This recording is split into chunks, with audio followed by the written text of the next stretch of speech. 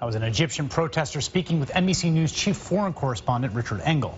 Joining me now is Mona Eltahawy, an Egyptian activist and columnist, and Samer Shahata, an associate professor of Middle Eastern politics at the University of Oklahoma. Mona, I want to start with you. You're living in Egypt now. You've been very involved in the protests from the beginning.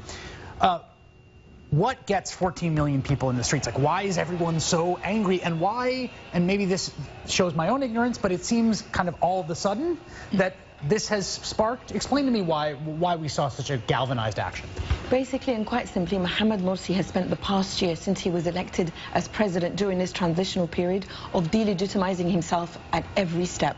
Last November, he assumed tremendous powers for himself that allowed him to rush through a constitution that is utterly horrendous and incredibly unfair to the revolution and the Egyptians who paid with their lives for this revolution. And then he's also consistently attacked his opponents. He's sent to jail or sent into detention activists. He's even hounded comedians like Bassem Youssef, who's often described as the Jon Stewart of Egypt. And he's also made it almost impossible for us to find any other way to protest than this. Now, he was voted in by 13 million votes, but you have an extra 1 million against him in the street. That's which crazy. says to me, exactly, which says to me, Egyptians, just like this young man said, because we don't have institutional means of impeaching him, the economy is on the brink of collapse, unemployment is terrible, torture is more now under Morsi than it was under Mubarak. So we're looking at him saying, how can you help us in this transition? All right, so Samer, here is where I'm watching this unfold and have been reading about it and watching it very compelled.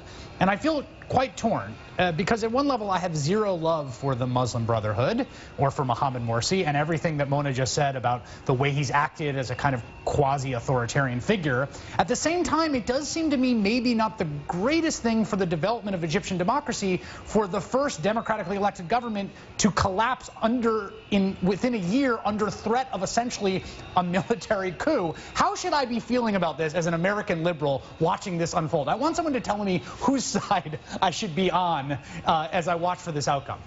Well, I think your emotions are spot on. I mean, clearly the side that you should be on is the side of the people and the popular will, and I think that is demonstrated in the people in Tahrir protesting as well as the people protesting in front of the presidential palace.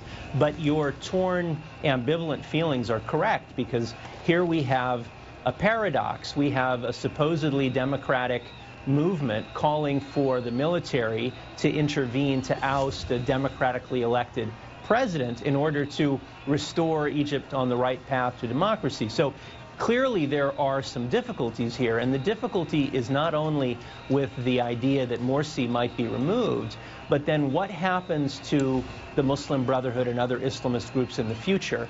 Now, I share Mona's feelings completely with regard to Morsi's abysmal leadership and presidency. And she also mentioned that the economy has deteriorated, there are daily fuel shortages, electricity outages, and he's done none of the things that he promised to do.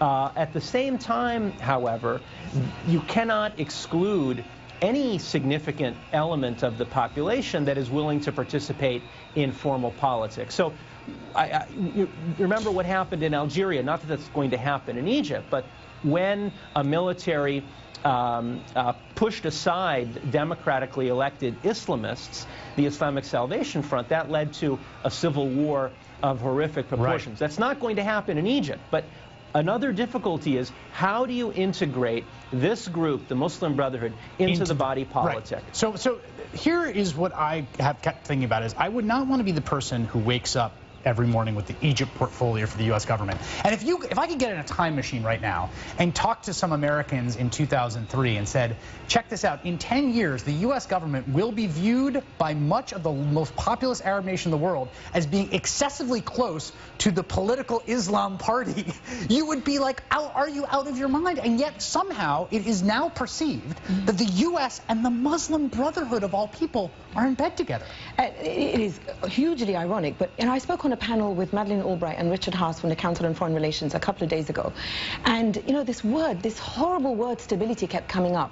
And the U.S. administration and the people who advise the U.S. administration cannot get over this fact that the stability must not come at the expense of the people. So 20 years ago, 30 years ago, I would have told the U.S. administration, make sure that there's enough space in the middle for people who are not either the military or the Muslim Brotherhood to be the only two powers in the country. And that space in the middle is the people, because we are now the third point of that triangle. And the military must understand the people will not allow a return to military rule. So then, Summer, what if you could sit down with the president for 15 minutes and tell him how to play the next 12 hours? I mean, it seems like a real difficult thing to navigate. What would your advice be?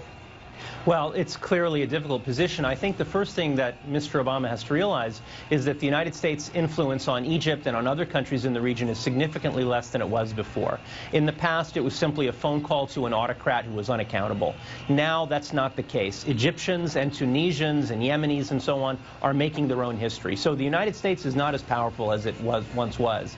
And secondly, I think Mr. Obama hasn't, and Mona pointed this out earlier, hasn't put enough pressure on Mr. Morsi up until this point to behave in a democratic fashion. So clearly he needs to be putting pressure on Mr. Morsi, but he also needs to be telling the Egyptian military that receives $1.3 billion of American largesse every year that we will not tolerate what we saw before with regard to autocratic politics and the military's involvement in domestic affairs. There needs to be some process that produces civilian, democratic, pluralist politics where all Egyptians are equal, regardless of gender, religion, and so on. Summer, what you just said right there, your two-pronged answer, is precisely the contradiction I always hear. Point one, the U.S. has to recognize it has less influence. Point two, the U.S. needs to exert pressure to make sure this outcome happens, and it seems like that is precisely the knot we face here as we watch the countdown towards the ultimatum tomorrow morning. Egyptian activist Mona Eltahawy here with me at the table, Samer Shahata from the University of Oklahoma. Thank you both. That is all in for this evening. The Racial Matter Show starts